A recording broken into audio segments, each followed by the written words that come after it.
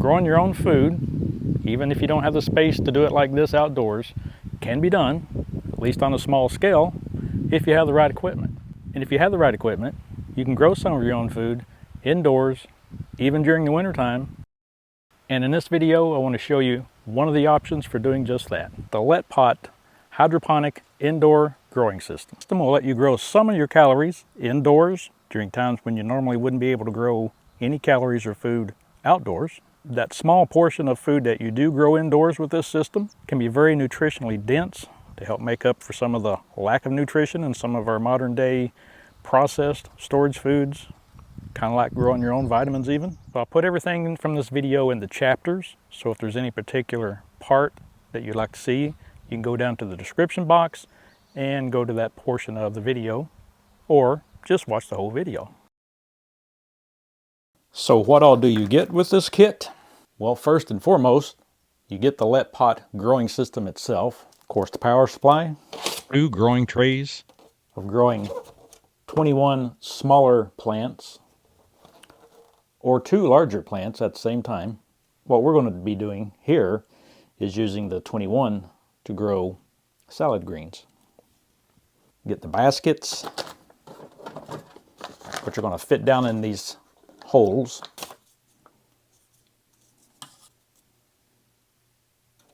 You also get what's called the sponges, which is like the growing medium that you're going to put your seeds in.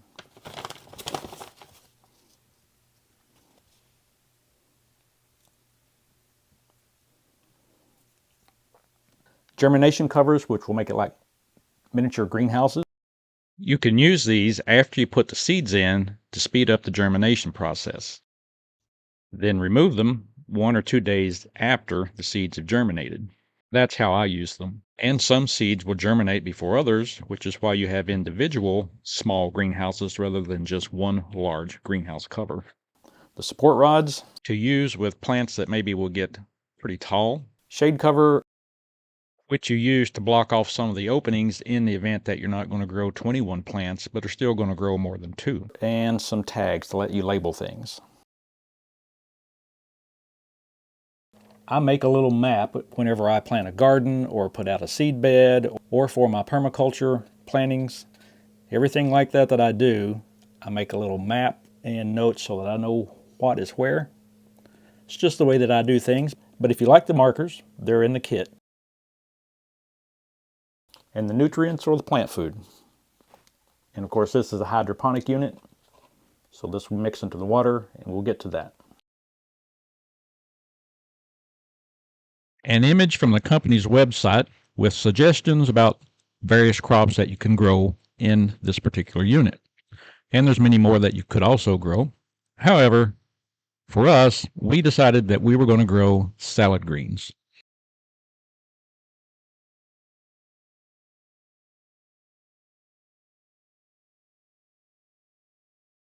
You have the option of using the unit in automatic mode or manual mode. I chose the manual mode because I'm more of a hands-on person. I didn't find there to be a big difference in the automatic or the manual modes. The main difference that I found was turning the light on and off manually or it being done automatically. So step 1 is to make sure that this is firmly attached. So you raise it up to give yourself room to work. Step 2 was to plug it in. Step 3 is to put 100 mils of water into each of these. So the 2 bottles of plant food have their 100 mils of water in them. And the food inside them is dissolved. One is granular, one is like tablets. It can take a bit of time to get those tablets dissolved. So step 4 and 5 is to add 25 milliliters of each to 5 liters of water, mix it, and then put all that into the unit. I'm adding 1 liter at a time. I did have the 25 milliliters of food A and B mixed into the first liter. Now I'll put 4 more liters in. Should be mixed well enough and ready to go. We have the 5 liters of water in, along with the food. The seeds down in the little hole in the sponge. All of the seeds are planted. My goal was to get 3 seeds in each sponge within each basket. Lettuce seeds, as you know, are very small. So there may be a couple of those that have more than 3 seeds. There might be 1 or 2 that only has 2 seeds. If all the seeds germinate, a little bit later, I will have to thin them out. After germination of everything, I did realize that I missed one of the baskets. Turn the unit on. Then you can choose between veggies and herbs.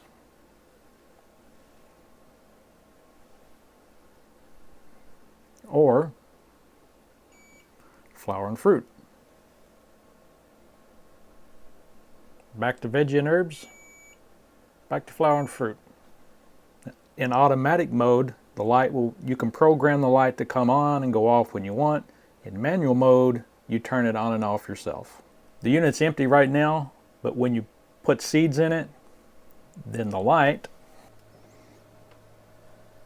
is adjusted down according to the manual to within 4 to 5 inches of what will become the seedlings. For me, I put it a little closer.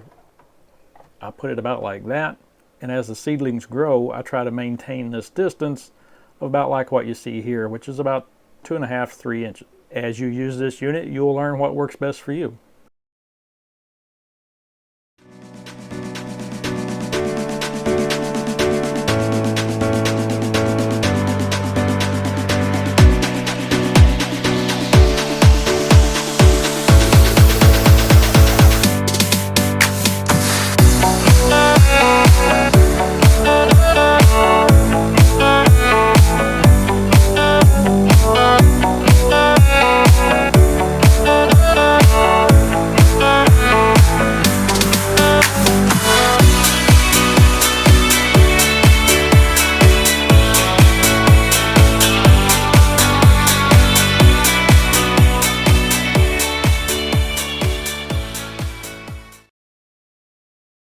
Let's consider the pros and the cons of this unit. Some of the pros: it will let you grow food indoors. It will let you grow food even if you don't have space outdoors to do it. It will let you grow some food indoors during the winter time if you're in an area where you can't grow outdoors during the winter.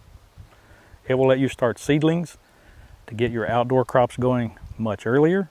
And it will let you grow high nutrient dense foods year round, like you saw me do in the video. Some of the cons: it's a little expensive for the actual size of production area that you get. It is small.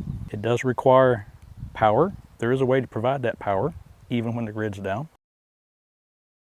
It won't let you grow a lot of calories. So all in all, for us here, we like the unit because it lets us grow our salads indoors year round, and because it will let us grow our seedlings ahead of time to plant outdoors, but we can do that indoors without having to put up a greenhouse. So there you have the LetPot indoor hydroponic growing system.